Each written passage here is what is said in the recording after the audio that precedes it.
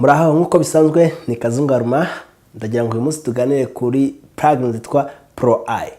Plural Eye ni plugin zigufasha kuba wahuza audio na video byafatiwe mu gihe kimwe ariko bikaba byafashwe bitandukanye.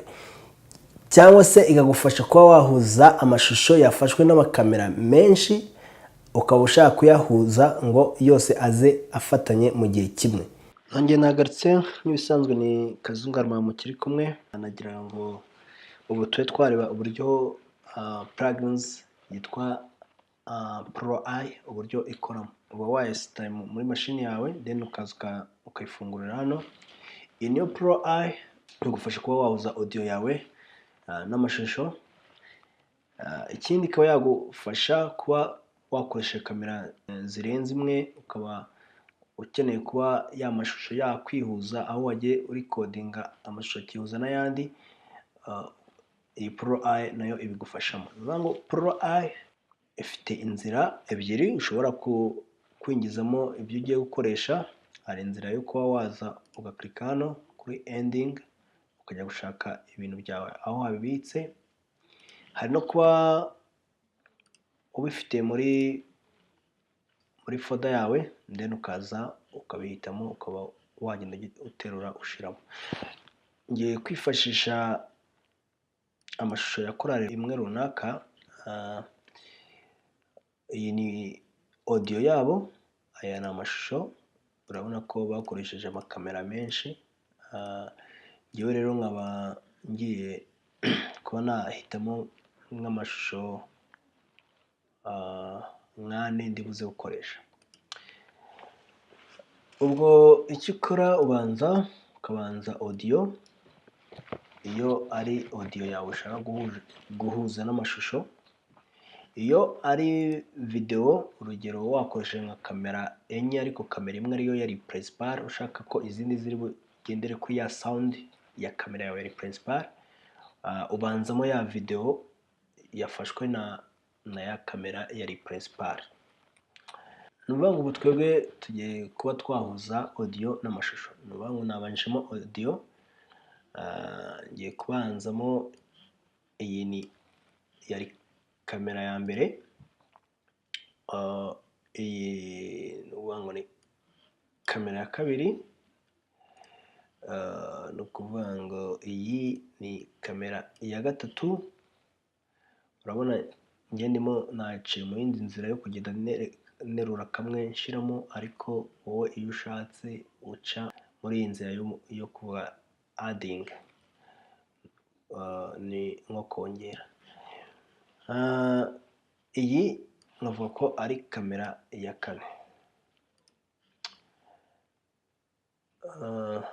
So iyo urangije guhitamo amashusho ukeneye kuba wakoresha, uraza ukazana kuri synchronize. Synchronize bishaka gusobanura mu Kinyarwanda ni nko guhuza.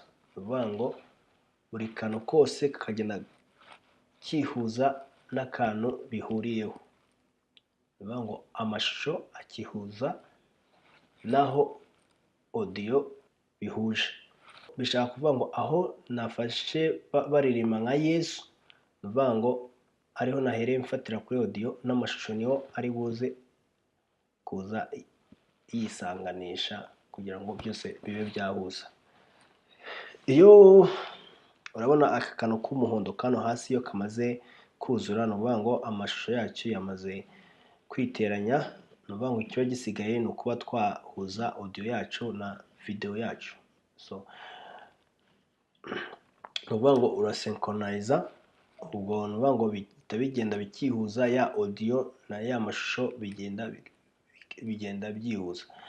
Nuvuga ngo hano murabona ko hajemo amashusho y'umutuku, hano n'ubururu. Nuvuga ngo aya y'ubururu biba bisobanura yuko aya mashusho twahuje na audio yacu byo byahuje, ariko aya mashusho yandi yo ntago yashoboye guhura na audio yacu.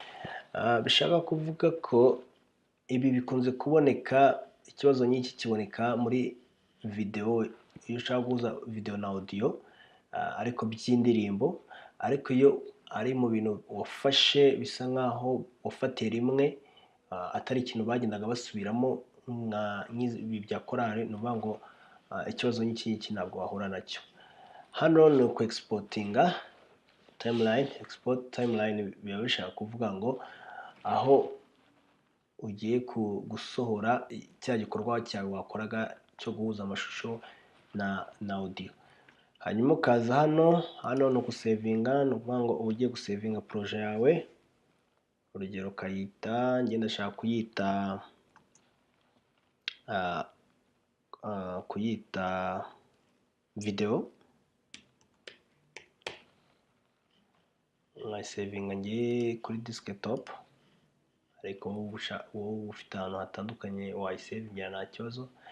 Biba ngombwa kabiri, iyi plugins ya Plural Eye ikorana n'amasoft abiri, ikorana na Premiere, igakorana na Final Cut. Hano kuri audio file, iyo ukeneye audio yonyine yashoboye kwihuza. Hano kuri file video uba ukeneye amavideo yonyine yashoboye kwihuza.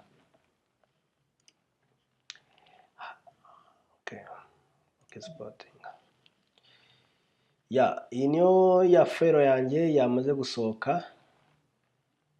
Ni ukuvuga ngo ikiba gisigaye ni ukuba nayishyira muri Premiere, nkatangira editing yanjye, cyangwa se nkaba nayishyira muri Final Cut, nkaba natangira editing yanjye. Nagira ngo tugarukire aha, isomo rya kabiri twazarikurikirana ubutaha, tureba uburyo Plural Eye icyo yasohoye, uburyo ushobora kucyeditinga muri Adobe Premiere. Murakoze, muri kumwe na Kazungaruma nk'ubisanzwe. Ndabararikira gukurikira igice cya kabiri vuba. Turi kumwe, tuzagera kuri byinshi. Ndabifuriza kugira ibihe byiza. Murakoze.